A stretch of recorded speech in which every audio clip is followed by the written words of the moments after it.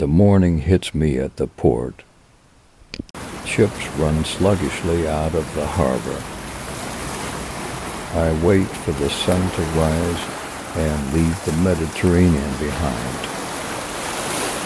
But until then, I'm still enjoying the sunrise and the sea. Last time for a while. Because from now on I can't see the sea till the roof of the world. But I'm visiting now my final place before I continue my voyage to heart of Asia.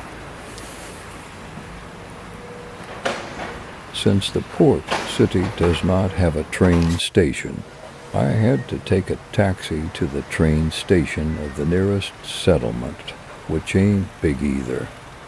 The train station is so tiny, where there is no ticket sales. I learned that I have to buy the ticket on the train which arrives very soon.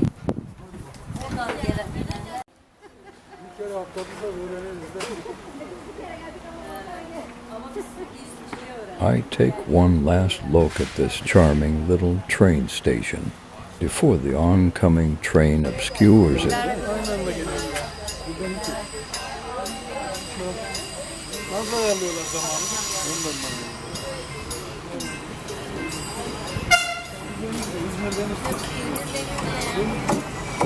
The morning train to Izmir arrives, and another one as well in the opposite direction. The train is crowded and airless, but cheap. However, the picturesque landscape makes up for any discomfort. I do not travel with this train all the way to Izmir.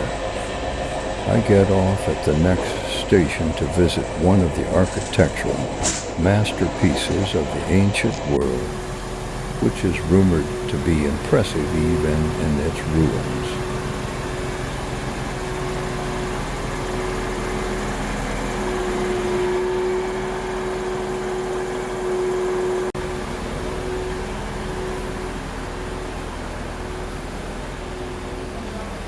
Sunken is a town in Izmir province in the Aegean region of Turkey. It is located 2 kilometers 1 mile northeast of the ancient city of Ephesus that was once home to the Temple of Artemis, one of the 7 wonders of the ancient world.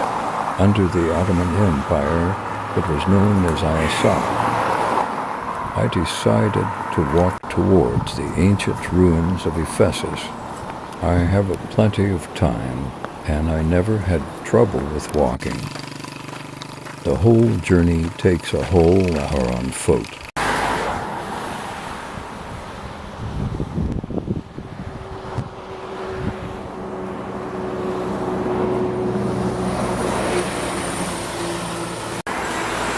Traffic intensifies around the ruins.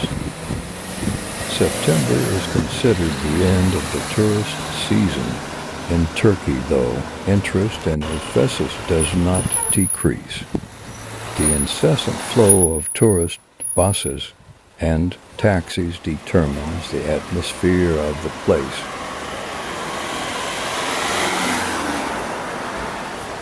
Such like in Venice, the main factor is the tourism here.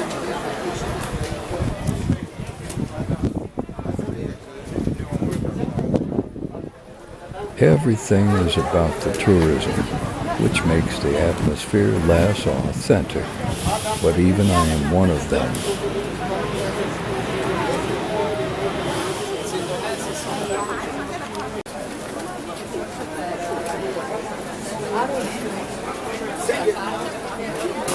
However, this is only an appearance.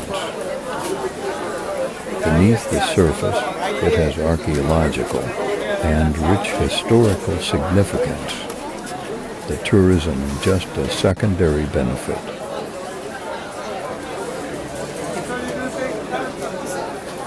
It's time for me to purchase a ticket.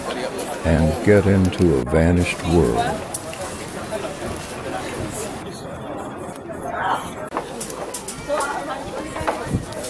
It's like a piece of ancient Greece at a heartland of Turkey.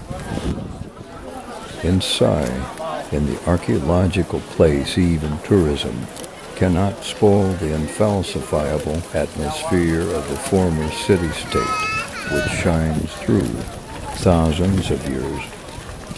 History comes alive.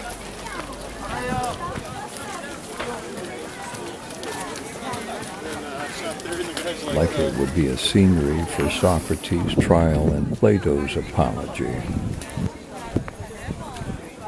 Pliny the Elder mentioned having seen at Ephesus a representation of the goddess Diana by Timarete, the daughter of a painter.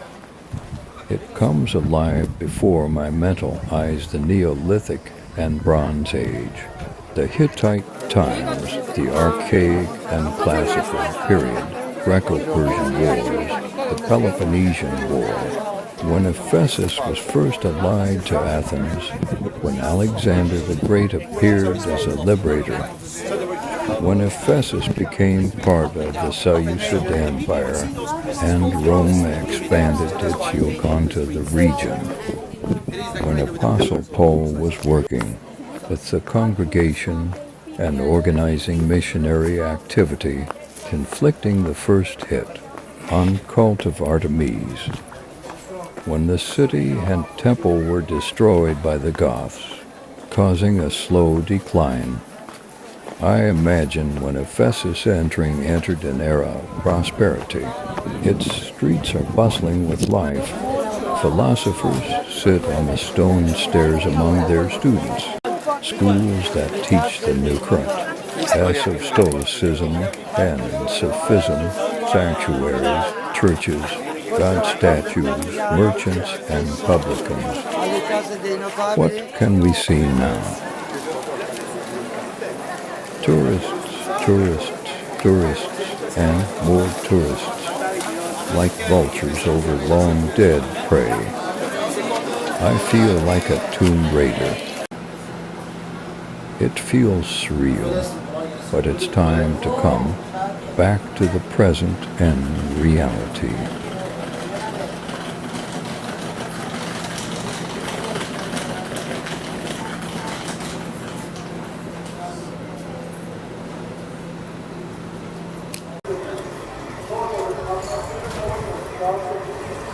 The train departs to the modern Turkish metropolis of Izmir.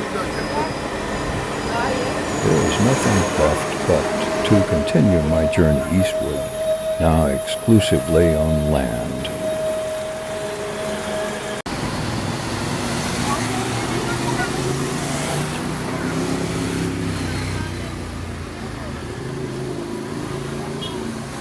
In the next part, I leave Turkey to the east and arrive in the precarious world of the Middle East. See you there.